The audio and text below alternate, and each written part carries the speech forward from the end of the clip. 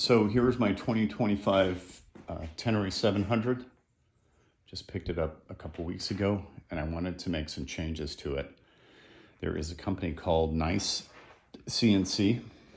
Here's their logo. They built some pretty nice stuff inexpensively. I think that was $40 for that overflow tank cover. The Rackless covers for your bags, those were I think $68, and the back rack was around $100. And this is nice aluminum, steel, and steel supports. What I did differently was put spacers in between the rack, the back rack, and the side panel racks, because otherwise the metal would be rubbing on the plastic. Sorry. And I wanted to kind of preserve that. So I had some spacers from some other jobs that I had done, and I think it'll help keep these panels from getting jacked up just by rubbing. The other thing that I put on here was a support for the shift shaft that's coming out. It just kind of helps support that because that thing's sticking out about 1.5 inches, 2 inches. So I think it just helps keep that shaft centered. So the back platform, very nice. You have to use the original spacers that come with that kit. Otherwise, these holes will not work. They won't fit. They'll be out.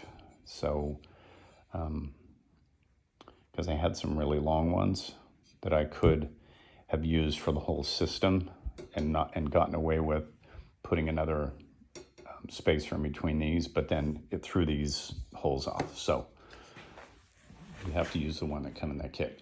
So I put a tidy tail on here. Looks significantly better than the original. That one was pretty corny.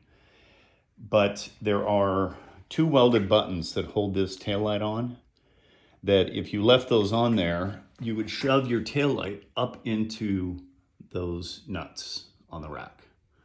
So I just took a grinder and I ground those off, and now the light sits in a more natural position, to the position that it was actually built to.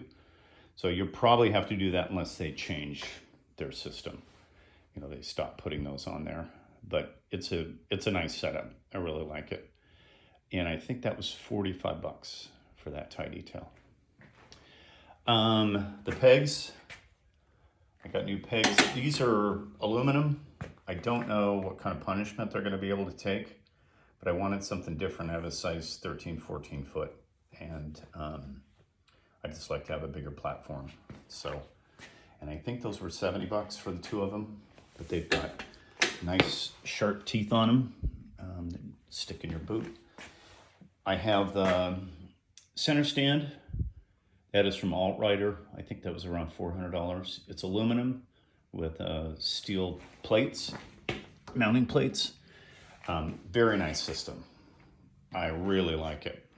There's another nice CNC cover for the water pump, which I think is in a super vulnerable position.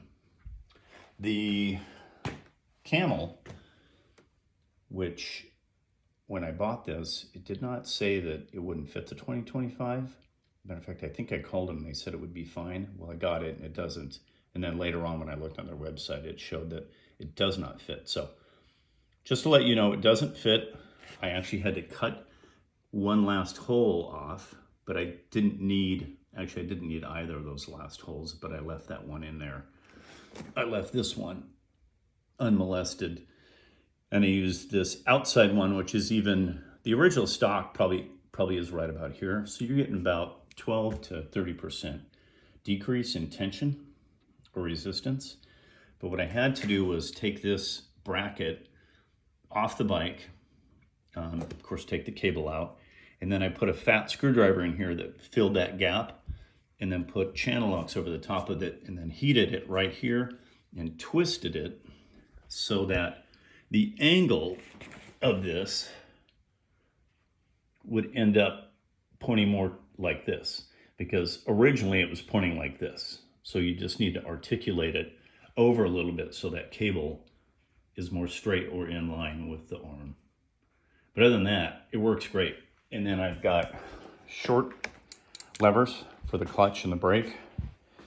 And I put the NICECNC aluminum radiator guard on here. Now, the only drawback to this was if you replaced it and you didn't put the original plastic back on, you'd have a gap. So all this would have been gone. It would have been open. So what I did is once I mounted the NICECNC radiator cover, I took my Dremel and I cut, I would say probably 60% out of the center of the plastic, and I remounted it. So you've got these side vents that blow air into the radiator, plus you now have the original accent strip in here. I just think it looks so much better than having a big gap in there. There's wires and all kinds of other internal parts that you want to keep covered. So I would do that on both sides. Yeah, and you can see where I cut it. Just put a little bit of angle on that. But it's sturdy. It's not going anywhere. And I would prefer to have the radiator covered with that aluminum shroud.